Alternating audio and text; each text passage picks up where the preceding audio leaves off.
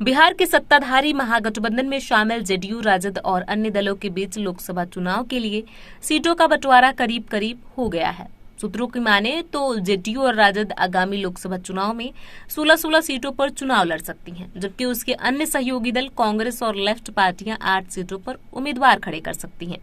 सूत्रों के मुताबिक यह सहमति राजद प्रमुख लालू प्रसाद के छोटे बेटे और डिप्टी सीएम तेजस्वी प्रसाद यादव और मुख्यमंत्री नीतीश कुमार के बीच हुई बातचीत में बनी है। तेजस्वी ने गुरुवार को दोपहर 1 बजे मुख्यमंत्री आवास पहुंचकर सीएम नीतीश कुमार से मुलाकात की थी और सीट बंटवारे के मुद्दे पर राज्य की सभी 40 सीटों पर चर्चा की। ऐसा समझा जा रहा है कि तेजस्वी अपने पिता लालू यादव का संदेश लेकर नीतीश के पास आए थे, जिस पर दोनों मुख्यमंत्री और उप मुख्यमंत्री ने चर्चा की।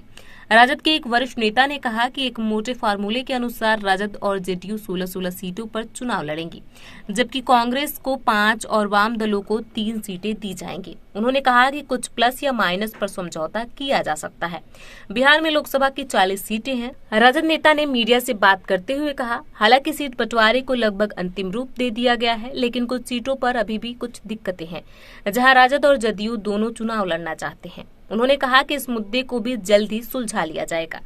ऐसी चर्चा थी कि नीतीश कुमार 17 सीटों पर अड़े हुए हैं, क्योंकि उनकी पार्टी जेडीयू ने 2019 के लोकसभा चुनाव में भाजपा के साथ साझेदारी में इतनी ही सीटों पर चुनाव लड़ा था और उनमें से 16 सीटें जीती भी थी। महागठबंधन के एक नेता ने कहा कि अगर ऐसी स्थिति में राजद और जेडीयू दोनों 17-17 सीटों पर लड़ते हैं तो वाम दलों को सिर्फ एक सीट से समझौता करना पड़ सकता है।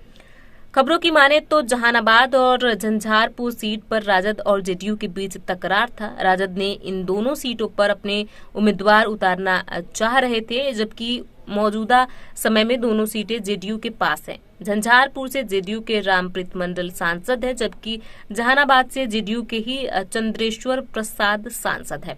ऐसे में इस पूरी खबर पर आपकी क्या राय है, हमें कमेंट बॉक्स में लिख के जरूर बताएं। देश और दुनिया की ऐसी तमाम खबरों से जुड़े रहने के लिए देखते रहिए इंडिया न्यूज।